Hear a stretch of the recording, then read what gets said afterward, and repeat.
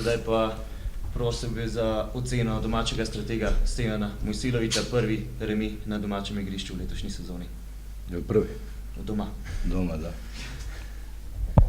Pa dobro, prvo da izrazim svoje zadovoljstvo i osjećanje ponosa na igrače i na sve članove stručnog štaba, jer ovo je pre svega njihova jedna dobra predstava igre i njihova zasluga, pre svega naravno igrača, za ovo što su večeras prikazali.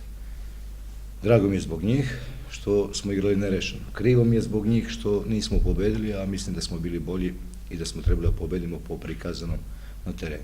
Sa druge strane, što se mene tiče kao trenera Domžala i Stevana Mojsilovića, jako dobro znam ko smo mi. NK Domžala, koja je veliki Maribor, velikan slovenačkog fudbala i ekipa koja tako suvereno igra u Evropi i dobro znam da je sutra novi dan i da nas čeka utakmica zadnje kola u Kidričevu i da nas čeka još tih utakmica kući koje moramo igrati ovako da ne bismo nastavili rasprodaju bodova koje je bilo u Domžalu.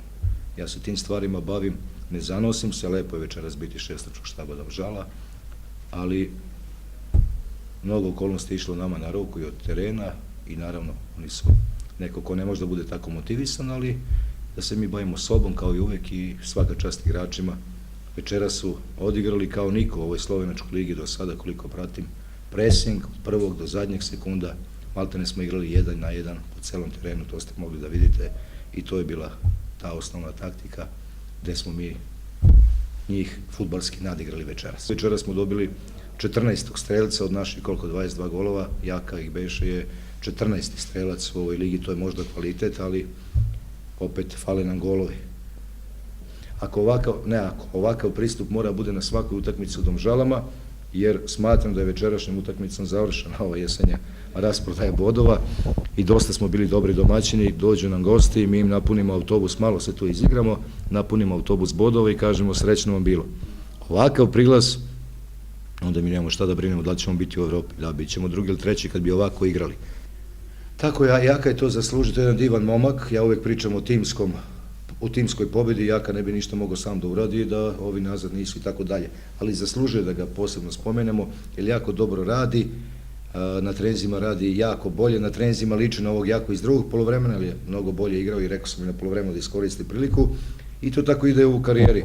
Ako niste spremni da iskoristite priliku, dobili ste niste, on je večeras iskoristio priliku, bio je izuzetno opasan, na kraju dao je 2 gola i eto zasenio je čak igrača Maribora, on je dvostruki strelac.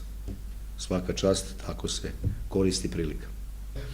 Kogod da igra, bez obzira da li je Knezović povređen, ili će moći, ili neće moći, ili Zec, kogod da igra, on mora da igra na taj način.